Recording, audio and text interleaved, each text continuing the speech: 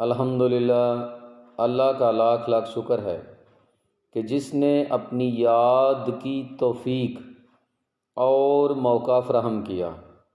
لاکھوں اور کروڑوں درود حضرت محمد مصطفیٰ احمد مجتبیٰ حبیب کبریا امام الانبیاء خاتم النبیین صلی اللہ علیہ وآلہ وسلم کی ذات پر کہ جن کے طفیل مالک الملک نے یہ مہربانی فرمائی۔ ایک مرید اپنے پیر سے، اپنے مرشد سے کس طرح فیض حاصل کر سکتا ہے؟ وہ کون سے طریقے ہیں، وہ کون سی باتیں ہیں جن پر عمل کر کے ایک مرید جو ہے وہ اپنے پیر سے فیض حاصل کر سکتا ہے؟ آج اس ویڈیو میں ہم اس پر بات کریں گے۔ سب سے پہلے مرید کو چاہیے کہ وہ اپنے پیر کا وفادار رہے۔ دوسرے نمبر پر مرید کے لیے لازم ہے کہ وہ شک میں نہ پڑے۔ اس کے لیے اس کا پیر جو ہے وہ ساری دنیا کے پیروں سے بڑا پیر ہے۔ کسی بھی صورت میں مرید جو ہے وہ شک میں نہ پڑے۔ اس کے بعد اگلا کام جو ہے وہ شریعت محمدی صلی اللہ علیہ وآلہ وسلم کی مکمل پاسداری ہے۔ رسول کریم صلی اللہ علیہ وآلہ وسلم سے والہانہ محبت پیر سے فیض حاصل کرنے کی شرط اول ہے۔ اب جو طریقے اکابرین نے، صوفیہ نے، طریقت کے رہنماؤں نے، رہبروں نے بتائے ہیں ان پر بات کرتے ہیں۔ وفاداری، محبت اور شک میں نہ پڑنے کے بعد، شریعت محمدی کی پیروی کرنے کے بعد مرید جو ہے اس کے لیے لازم ہے کہ وہ اپنے مرشد کے تصور کو پکا کرے، اپنے مرشد کی روحانی طاقتوں کو، روحانیت کو، روحانی قوتوں کو اپنے پاس، اپنے دل میں حاضر سمجھے۔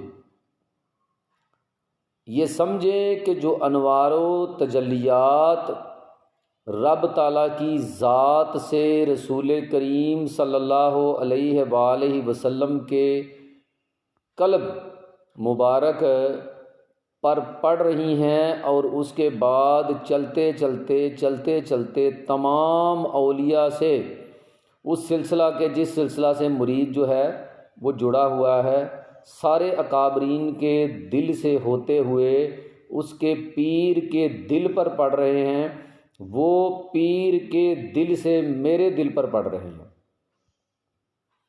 ان کے نور سے، ان انوار و تجلیات کی روشنی سے میرا دل جو ہے وہ منور ہو رہا ہے، اور اس میں جو ماسوا ہے وہ جل کر خاک ہو گیا ہے، اور سوائے رب تعالیٰ کی ذات کے اس میں کچھ بھی موجود نہیں۔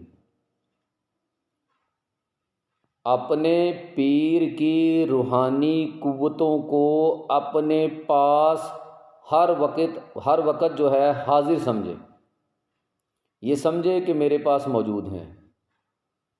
اپنے پیر کو اپنے دل میں حاضر تصور کرے، چاہے وہ اس سے کوسوں دور ہوں، لیکن مرید کے لیے یہ تصور کرنا از حد ضروری ہے کہ اس کا پیر جو ہے وہ اس کے دل میں موجود ہے، حاضر ہے، تبھی جا کر اس کے پیر کا فیض جو ہے وہ اس کے دل میں پیوست ہوگا اور اس کے دل کو منور کرے گا۔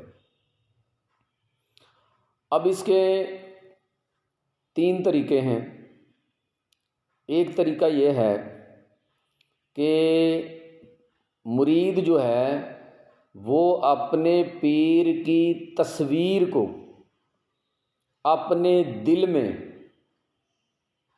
تصور کرے کہ اس کے پیر کی تصویر جو ہے وہ اس کے دل میں گھر کر گئی ہے، اور یہ سمجھے کہ اس کے دل میں اس کے مرشد کی تصویر کے علاوہ کچھ نہیں۔ دوسرا طریقہ یہ ہے کہ مرید اپنے پیر کی صورت کو، اپنے پیر کی صورت کو، تصویر کو، شبیہ کو اپنے سامنے تصور کرے۔ وہ یہ تصور کرے کہ اس کے پیر کی تشبیہ، اس کے پیر کی صورت جو ہے ہر لمحہ، ہر لحظہ، ہر وقت اس کے سامنے موجود ہے۔ تیسرا طریقہ جو ہے وہ یہ ہے کہ وہ اپنے پیر کی صورت کو اپنے دونوں بھویں جو ہیں ان کے درمیان میں تصور کرے۔ ان تین طریقوں سے مرید جو ہے وہ اپنے پیر کے فیض کو حاصل کر سکتا ہے۔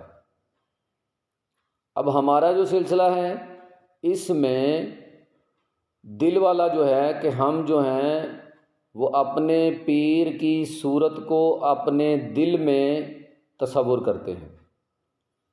باقی دو طریقے جو ہیں وہ بھی کارگر ہیں۔ آپ جس بھی سلسلہ میں مرید ہیں اپنے مرشد کی رہنمائی کے ساتھ ان تینوں طریقوں میں سے جون سا طریقہ آپ کے مرشد آپ کو بتائیں اس پر آپ عمل کریں۔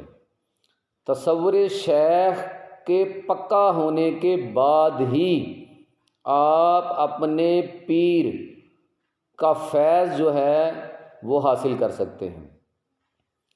اب اس کے لیے یہ دنیاوی جو جسم ہے اس کی قید جو ہے وہ ضروری نہیں ہے، کیونکہ جسم کو موت ہے لیکن روح کو موت نہیں ہے، اور مرید اور پیر کا روحانی رشتہ ہے۔